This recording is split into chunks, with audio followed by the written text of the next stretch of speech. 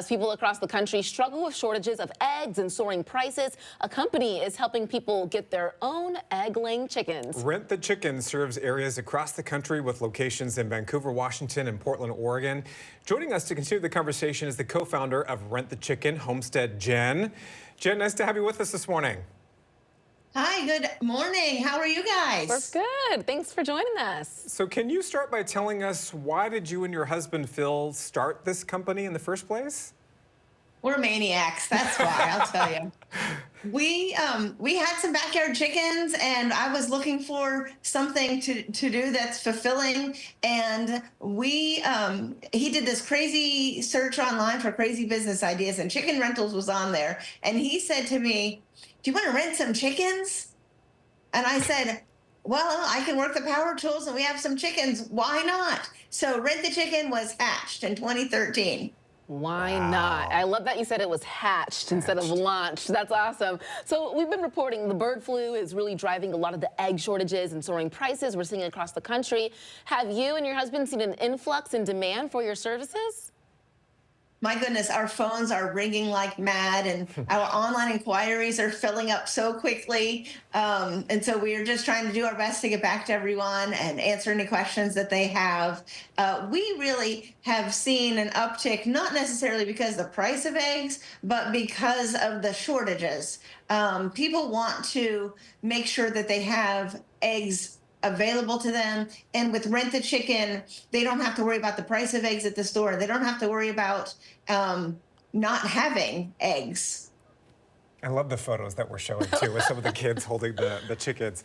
So Jen, break this down for us. How does one go about renting a chicken? What actually comes with the rental package?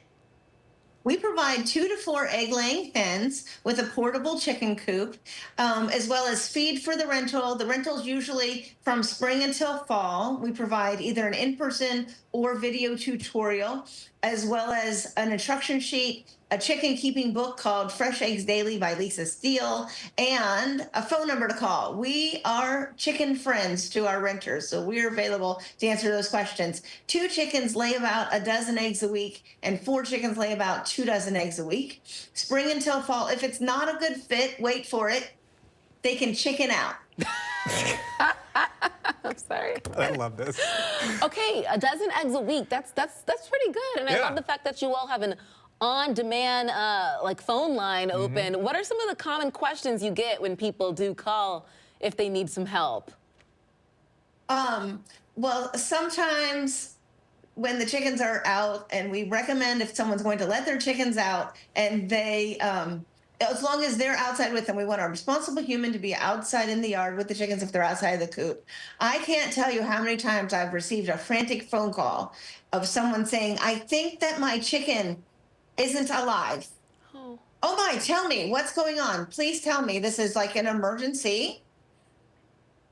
Well, she's laying in the dirt with her wing out and her legs stretched out. And I said, "What happens if you walk over to her?" And so they like creep over because they're nervous. And I understand this is a scary thing. "What's happening?" I say, "Oh, she just hopped up." So they do something called, they take a dust bath, and they're like all chillax. They're all like spread out with their, this is my best impersonation of a chicken. I apologize. So they're like, their wings are stretched out, their legs are stretched out, and they're just taking a bath in the dirt. And so then they're like, they have to get up and they shake their feathers off and have the dirt come off. And so more often than not, the chicken is not deceased. The chicken is just really relaxed, enjoying this, because they don't like hop in a bathtub. They get the dirt on them, and the dirt falls off, and it takes whatever else with them. Isn't that so crazy? So that's one thing. And I'm super thrilled every time that I get that diagnosis right, that the chicken is not deceased and they're just having a dust bath. Of course. Sometimes they need some self-care too. I guess they're sort of like humans in that way. So let's say somebody falls in love with one of their rental chickens that they get from you guys. Can they actually keep them? Yes, they can adopt with or without the chicken coop. And then they can be long-term chicken keepers from going from renting to being long-term chicken keepers. Oh, that's fabulous. I can imagine, you know, how someone might get attached to their rental chicken. And Jen, as we mentioned before, the bird flu, huge concern right now. What is Rent the Chicken doing to keep the birds healthy? And if someone rents a chicken, what steps should they take as well? Sure, great question. We have biosecurity measures in place, whether there is an avian flu outbreak or not. And some of that is that we only purchase our flock, only purchase chickens to go into our flock from a trusted source. So if someone has chickens and they don't want to have chickens anymore, we do not accept their donation. We don't know where their chickens have been or what they've been exposed to. So that's called a closed flock. So we have these biosecurity measures in place already. We recommend for our local homesteaders who are across the United States and Canada who offer Rent the Chicken, and for our renters to have chicken-specific shoes. We've been hand washing since before hand washing was cool. So we want people to make sure their hands are washed when they touch the chickens or the feed or the coop or any supplies. And by the time our rentals are delivered in April or May, that's usually the risk is lower, because most times the avian flu is transferred from wild waterfowl that are migrating to flocks. And so by April or May, those wild waterfowls, they're where they need to be. And most of our renters don't live or have like a pond. Like most of our renters are in the urban setting or in suburban, and so they don't have wild geese wandering through their properties, which would cause an impact on their hens. Fascinating business, Jen. Congratulations on your success, and thank you for joining us here on ARC Seattle this morning.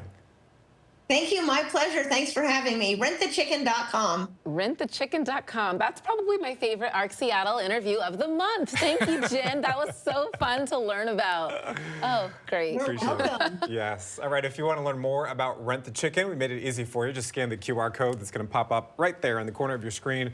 That will take you directly to KOMOnews.com/hotlinks. From there, you're going to find a link to their website as well.